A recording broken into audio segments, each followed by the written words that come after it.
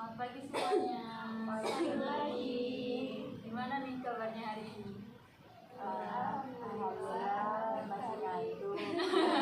Agak ngantuk sih karena kan juga agak banyak pagi. Iya. Ya sudah mulai mendung. Semoga nanti tidak kehujanan ya teman-teman. Semoga bisa. Oke, sebelum sesi konseling dimulai, alangkah baiknya kita perkenalan terlebih dahulu agar kita saling mengenal satu sama lain. Dari saya dulu, saya akan perkenalkan, nama saya Elsa Fanny Rahma. Kalian bisa panggil Silvi atau apa terserah lah, kasih atau apa terserah kalian. Oke, siapa dulu nih yang mau kenalan? Oke.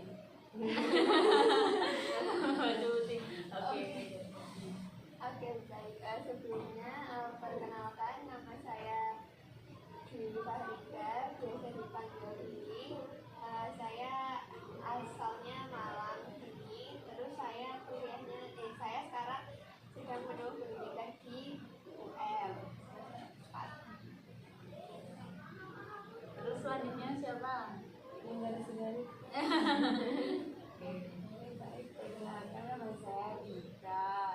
Saya biasa dipanggil Dika. Saya berasal dari saya sedang berkuliah di Universitas Negeri Malang.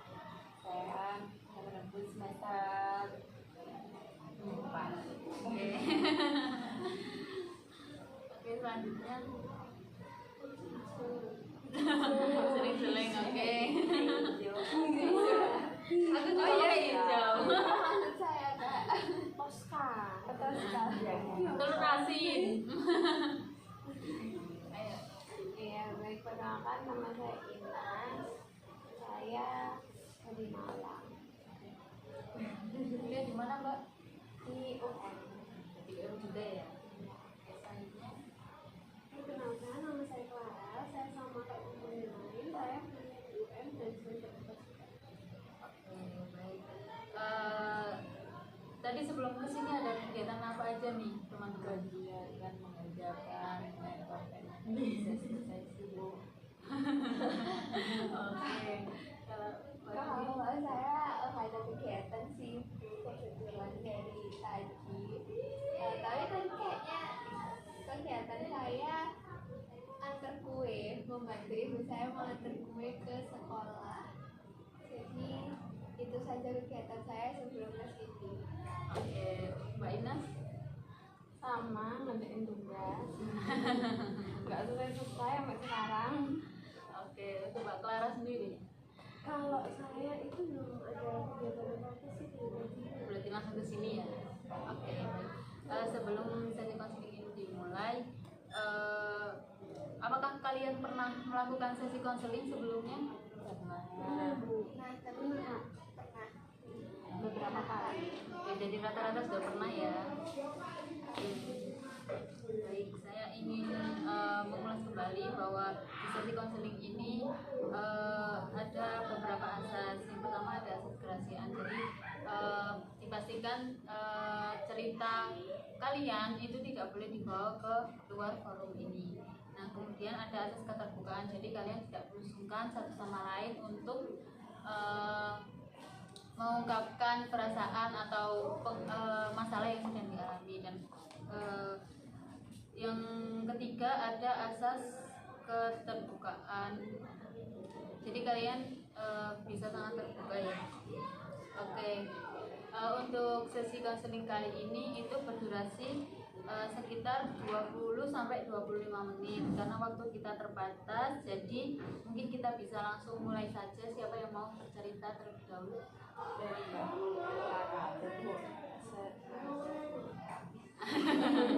Oke, Mbak Clara sudah siap? Oke.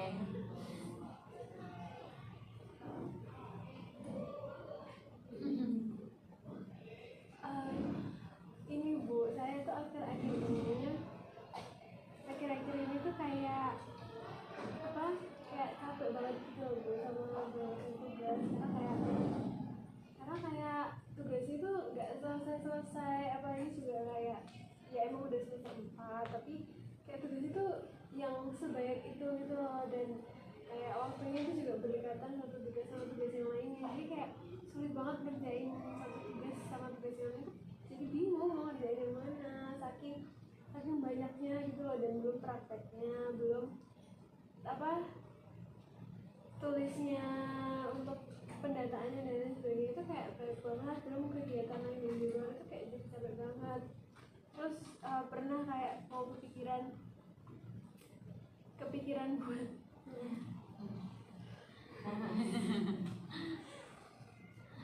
kepikiran dan kayak mau ngerjain sampai agak subuh gitu tuh kayak nggak kuat, kayak paling mentok jam 1. Kalau mau ngerjain subuh tuh paling tidur dulu terus nanti paginya bangun lagi, tapi kan nggak selesai, kayak ngerti kenapa gitu. Oke, jadi Mbak Clara kecapean ya dalam mengerjakan tugas. Oke, kemudian siapa yang mau bercerita? Nah, oke Mbak Ines. Saya hampir nggak ada bedanya sih sama Mbak Farah, karena kan jujur semalam juga saya lembur ngerjain tugas sampai jam berapa ya, jam 2 apa jam setengah 3 gitu. Nah terus bangun selalu ngerjain lagi, terus ketiduran lagi, terus bangun ngerjain lagi, kayak gitu terus kayaknya. Oke, jadi hampir sama ya. Sama. Iya. Oke, mungkin dari Mbak Dwi. Kalau sebenarnya permasalahan saya ini, cerita saya ini agak sepele sih ya Kak. Nah tapi saya tuh kayak yang kan sekarang tuh lagi bulan Ramadan ya Kak. Nah sekarang tuh kan pasti kita sahur ya. Nah saya tuh nggak tahu kenapa setiap sahur itu saya kayak bad mood banget gitu loh. Nah kan sebenarnya itu udah kewajiban kita sebagai seorang muslim ya Kak, kayak sahur kan kalau sahur kan itu juga nanti bisa untuk sehari, maksud gimana ya, kayaknya kan beda kan Kak, kalau antara sahur sama nggak sahur itu kan pasti energinya banyak kan yang sahur gitu kan Kak ya. Nah tapi saya nggak tahu kenapa setiap kali saya sahur itu saya selalu bad mood, padahal saya itu selalu berpikir kenapa sih saya kalau sahur itu bad mood banget, padahal kan itu juga dekat-dekat jam subuh kan, biasanya kan juga tiap hari dekat-dekat jam subuh bangunnya. Jadi kenapa kalau setiap sahur itu saya kayak yang kesel banget gitu loh. Sedangkan saya kan lihat beberapa konten kreator gitu ya Kak, tapi saya itu tahu salah satu konten kreator yang sahurnya itu kayak sangat-sangat seru, itu Fadil. Jadi saya itu coba buat kalau sahur itu saya lihat dia, tapi tetap aja kayak nggak bisa nular gitu loh. Jadi kayak saya tuh selalu mikir kenapa saya kalau sahur itu selalu bad mood banget, kayak tanpa alasan gitu Kak. Oke, jadi Mbak Dwi selalu kayak tiba-tiba bad mood ya ketika sahur. Apakah ada yang relate dengan berarti rata-rata semuanya pada semangat ya ketika sahur? Ngantuk. Sempet bad mood. Karena ngantuk gak sempet bad mood. Oke. Karena ngantuk itu saya bad mood. Karena saya bisa tidur, karena saya harus makan. Gitu. Oke, bisa dilanjutkan dari cerita Mbak Dika? Oke, kalau saya beberapa akhir-akhir ini itu saya itu kayak kesel sama teman SMA saya gitu Bu. Kan sebenarnya permasalahan saya tuh udah nggak berteman sama dia, tapi kayak dia tuh masih kayak nyindir gitu loh Bu. Dan pas tadi malam saya pas buka IG terus melihat catatan saya kan cuma lihat doang kan, nggak bikin catatan gitu. Terus pas saya lihat tuh dia lagi nyindir orang dan kayak lagi mancing orang untuk bercerita, untuk kesel sama orang. Jadi kayak saya tuh kayak jadi ke bawah gitu loh Bu. Kayak waktu saya masalah sama dia itu tuh kayak jadi ada lagi gitu. Oke, baik. Mbak Dika berarti ada masalah dengan teman SMA-nya ya, Iya. yang suka nyindir-nyindir. Iya. Baik, teman-teman, kira-kira siapa nih yang mau dibahas terlebih dahulu permasalahannya? Sebenarnya bingung ya, tapi kayaknya masalahnya Dika deh, karena kan kayak itu baru kejadian tadi malam kan ya, jadi kayaknya itu menarik untuk dibahas lebih lanjut gitu. Oke, dari teman-teman gimana? Setuju sih Bu, soalnya kan kita ini masalahnya kayak lebih berat itu lebih dari kita. Kalau kita kan cuma kayak smooth terus kayak kesel ya tugasan. Oke, baik. Gimana Mbak Dika?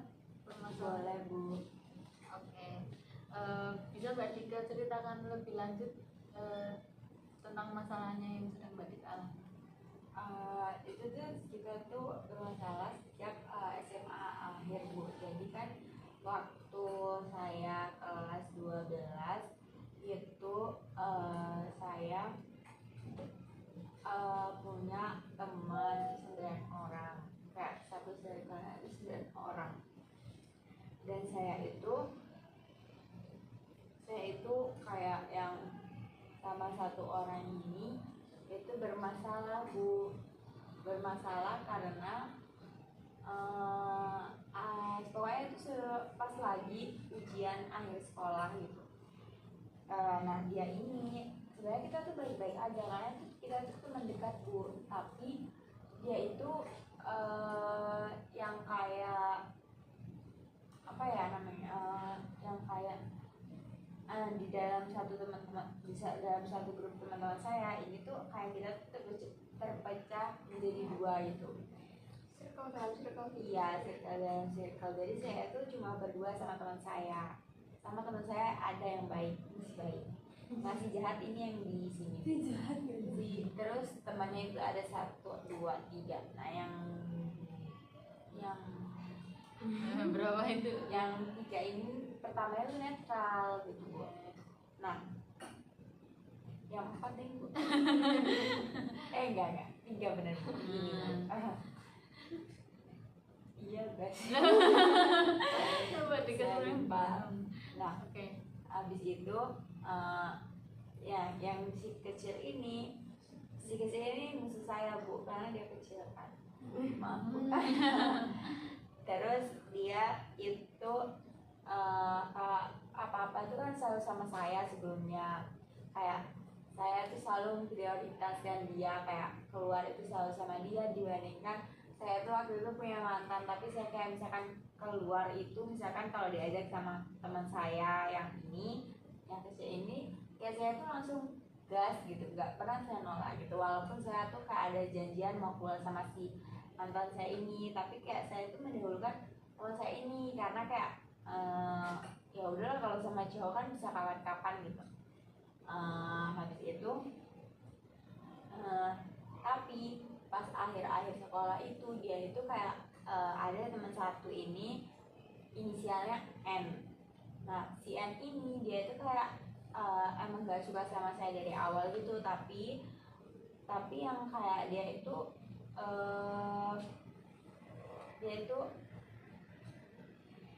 yang menampilkan biasa aja gitu Bu. Nah habis itu pertama ya itu kita kan semua tuh baik-baik aja, nggak ada yang bermasalah gimana kan Bu.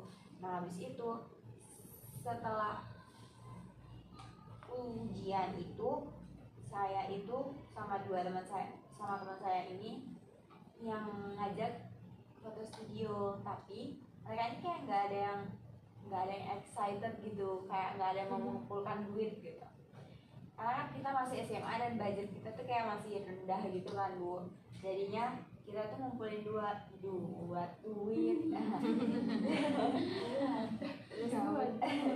terus mereka nih nggak ada yang ngumpulin Bu. Nah kalau kita berdua itu kayak kita udah ngomong hari kita bakal naruh duit, kayak kita tuh kayak yang karena kita tuh tim gas, jadinya kayak langsung aja nih, nggak usah pakai DP-an gitu. Tapi yang lain ini biasanya kan kayak terus mereka tuh alasan Bu, aku nggak ada duit, aku nggak ada waktu, aku nggak bisa kayak gitu. Jadi kayak akhirnya nggak jadi, akhirnya saya berdua sama teman saya ini foto studio. Tapi karena ada 2 teman saya lagi yang di rumahnya teman saya yang baik ini, terus dia itu jadi kayak diajak gitu loh Bu. Nah akhirnya kita tuh foto studio lah berempat. Nah terus si yang nggak suka sama saya dari awal ini, dia itu kayak mempengaruhi si kecil ini Bu untuk nggak suka sama saya gitu. Jadi si kecil ini tiba-tiba tuh musuhan sama saya. Terus kalau misalkan saya tanya, emang masalahnya apa? Kenapa kamu kayak nggak mau ngobrol gitu sama kita? Akhirnya itu dia bilang nggak ada masalah, tapi dia minta maaf sama saya, minta maaf sampai ngechat saya, ngechat orang tua saya, ngechat kakak saya. Itu maksudnya apa? Minta maaf apa? Kan kita kan baik-baik aja kata kamu kan gitu ya Bu ya.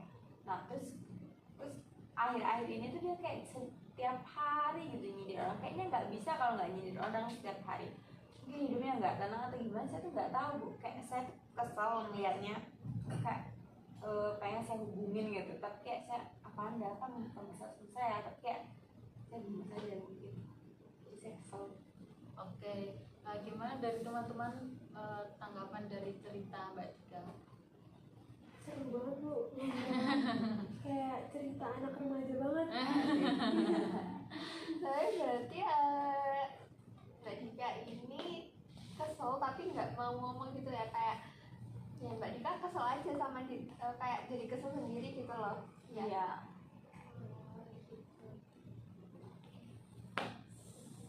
Sebenarnya saya juga ada teman kayak gitu sih ya Bu. Tapi dia itu masalahnya cowok, jadi kayak dia itu merasa dia itu paling cantik, jadi kayak dia itu nggak, maksudnya kan kalau Dika ini masalahnya temennya kayak nyindir gitu kan. Kalau teman saya itu dia kayak suka permasalahan, kayak dia tuh merasa paling cantik, jadi kayak banyak cewek yang deketin gitu loh. Sebenarnya saya juga risih, saya kesel kayak Dika, tapi saya juga ngomong, jadi saya sama kayak Itu salah satu sifat teman saya yang kecil. Dia itu kayak selalu setiap kita itu nongkrong gitu ya, dia tuh selalu bilang, ih itu mantanku, itu pernah deketin aku. Dan itu kayak padahal itu tuh cowoknya tuh kayak nggak terlalu kenal, cuma tahu aja gitu, cuma tahu di Instagram. Dan dia itu kayak punya pacar, tapi dia tuh masih merespon cowok lain. Kayak padahal kita kayak udah ngasih tahu, kok kamu kayak gitu sih, kayak gitu. Tapi kayak dia ya udahlah, kayak dia problematik sama semua aspek yang dia miliki deh kayaknya. Saya juga bingung Mbak, kenapa dia bisa kayak gitu. Padahal kita udah kayak, ih kok kamu gitu sih gitu. Malah lebih parah deh kayaknya daripada temennya Mbak. Ya saya malah cut off aja deh gitu. Jadi Bu, saya mau nanggapin. Jadi semua orang yang cowok yang lewat itu juga. Iya bener. Kecuali yang kayak jelek. Kadang yang jelek aja, maaf ya cowok. Kadang tuh cowok-cowok misalkan kita tuh nongkrong ya kayak di lagi sunsetan gitu. Kan pasti kan di jalan raya kan sunsetannya, kayak di sini tuh pantainya, di sini tuh jalan raya. Ih itu tadi mantanku lewat. Yang mana mantanmu? Kayak lebih dari kayaknya yang lewat tuh itu nggak cuma satu orang yang lewat, itu kayak bisa dia bilang tuh itu mantannya dia, itu mantannya dia. Kayak itu tuh semua cowok pernah deketin dia. Terus kayak kalau kata temanku itu, kok kamu bisa deket sama semua cowok sih? Kayak saya sih mau dong kayak gitu kan. tapi temanku tuh bilang gini, malahan teman musuhku itu bilang gini, enggak dekat gitu, tapi kayak yang cuma yang kenalan aja lah. Maksudnya tadi ngomong pacar, sekarang tuh temenan, terus sekarang kayak cuma yang tahu aja. Gimana sih sebenarnya, kayak dia itu kompleks masalahnya sama cowok tuh. Kayak semua orang pernah didekatin, semua orang pernah dipacarin kayaknya. Soalnya dari aku kan dekatnya kelas 10, 11, 12. Tapi kayak dia itu di pertengahan kelas itu kan kita deket banget. Terus kayak kayak dari setiap kelas A sampai Z itu dia tuh ada mantannya gitu. Dan itu kayak real, saya tuh nggak paham juga. Oke, baik. Apakah yang peristiwa pertama yang mungkin temannya Mbak Dika itu bermasalah itu seperti apa Mbak? Kejadian atau peristiwa pertama? Peristiwa pertama yang bermasalah dengan saya Iya. itu karena pengaruh dari temennya sebenarnya, karena dia tuh orangnya yang gampang termakan, ya terprovokasi sama omongan orang lain. Jadi kayak dia tuh misalkan ada omongan dari temennya si B, ih kok gini, terus dia tuh kayak malah, ih iya aku gak suka nih sama ini, dia malah jelek-jelekin gitu. Kayak dia tuh yang pertamanya dia baik-baik aja, terus dia tiba-tiba jadi nggak suka. Itu kayak saya tuh jadi nggak tahu, kayak kesel lah dia. Oh, nanggapi? Itu bertanya Mbak Dika tadi kan tadi Mbak Dika bilang kalau misalkan setiap cowok yang ada di depan matanya ya, bahkan itu kan dia bilang kalau misalkan pernah deket. Nah, emang waktu temen Mbak Dika itu terus ketemu sama cowok itu ada, maksudnya kayak kan kalau orang habis kenal, ya orang habis kenal atau orang habis pernah deket kan katanya, itu kan pasti kayak meskipun seasing-asingnya pasti kan kayak yang nyapa gini atau kayak gimana gitu. Emang menunjukkan bukti kalau emang pernah deket atau cuma kayak ngaku-ngaku aja gitu? Jadi kan kayak misalkan kita tuh duduknya tuh hadap sana, jalan kan misalkan ini, dia tuh cuma lewat, nggak yang kayak nongkrong di situ juga. Jadi kayak mungkin nggak lihat atau gimana, tapi kayak dia tuh tapi kayak ngeliat gitu loh cowoknya, karena itu tuh dia, karena tempat duduk itu menjadi center untuk kelewat gitu. Jadi kayak cuma yang orang tuh ya udah bodo amat gitu. Terus saya juga pernah dekat, waktu mau dekat sama satu cowok, terus dia bilang, ih nggak bisa, itu tuh si ganteng punya aku. Ya saya tuh apa sih, ya udahlah, kenapa nggak sih, aku kan jomblo aja, kamu tuh banyak cowoknya. Kayak dia tuh problematik sama masalah cowok gitu Bu. Saya tuh kesel. Oke, dengan kejadian itu gimana perasaannya Mbak Dika? Jangan ditanya Bu. Saya kesel sampai detik ini karena dia tuh yang dari masalah problem nyindir cewek, nyindir cowok semua di storyin, dibuat catatan kayak ini orang kenapa sih? Ini orang ada masalah sama siapa sih? Tapi kayak saya merasa tersindir karena dia sempat punya masalah sama saya gitu. Oke. Izin bertanya Mbak Dika. Kan Mbak Dika kan tadi bilangnya kalau mau cut off aja ya, tapi kan selama ini masih mutual ya di second. Iya. Nah, saya kayak tanya dari pandangan Mbak Dika, kan sebenarnya saya kan juga punya teman kayak gitu. Dulu kan juga teman deket saya kan ya. Dan saya tuh bener-bener udah kesel banget gitu loh, kesel risih kayak apa. Tapi saya tuh sungkan mau nge-unfollow atau nge-remove dari second saya. Nah, apakah Mbak Dika juga seperti itu? Soalnya itu dia yang remove sendiri, dia yang hapus pertemanan sendiri di second account-nya dia. Saya nggak masalah kan, saya kan punya 3 akun nih. Aduh, banyak akun, 3 akun. Nah, yang akun yang paling kecil saya ini, saya yang remove, dia yang remove, dia yang hapus, kayak dia menghapus pertemanan itu. Terus di akun kedua, dia yang menghapus pakai akun kecilnya dia, tapi akun besarnya tuh dia nggak mau hapus. Saya nggak tahu kenapa. Tapi dia itu cuma kayak pakai akun besar gitu loh, follow-nya ke saya. Tapi dia tuh nyindirnya bukan di akun kecil, tapi di akun besar gitu. Kalau temennya Mbak Dwi itu di akun kecil atau di akun besar? Di second ya. Soalnya dia itu walaupun di akun besar, dia itu nyindir bilang gini Mbak, kayak nyindir kalau misalkan di unfollow tuh ngapain di unfollow sih sebenarnya, kayak seleb aja kayak gitu. Dia tuh kayak hal sekecil itu tuh dia permasalahin Mbak. Jadi kayak aku mau unfollow kayak mikir dulu, nanti aku diomongin lagi, males banget gitu. Oke, jadi Mbak Dika apa ada yang ingin disampaikan lagi? Kayaknya cukup sih Bu, nanti mungkin cerita lagi kalau saya ingat. masih banyak nih kisah-kisah saya Dari saya. teman-teman ada tanggapan mungkin atau sudah cukup? Cukup kan. Oke, karena dari teman-teman juga sudah cukup ya. Karena waktu kita sangat terbatas, jadi mungkin kita bisa lanjut di sesi berikutnya. Dan teman-teman yang ceritanya belum dibahas atau permasalahannya belum dibahas, jangan khawatir, kita bisa bahas di pekan selanjutnya. Oke, sebelum sesi ini kita akhiri, saya izin merangkum cerita dari Mbak Dika. Jadi Mbak Dika itu ada masalah dengan teman SMA-nya ya, yang dimana teman SMA-nya itu sangat problematik dan masih sering nyindir ya, nyindir Mbak Dika. Oke, baik seperti itu. Oke, baik, terima kasih teman-teman karena sudah datang pada sesi konseling pagi ini. Terima kasih juga sudah mau terbuka dan juga saling berinteraksi satu sama lain. Mungkin itu saja dari saya. Terima kasih. Saya akhiri. Assalamualaikum warahmatullahi wabarakatuh. Waalaikumsalam warahmatullahi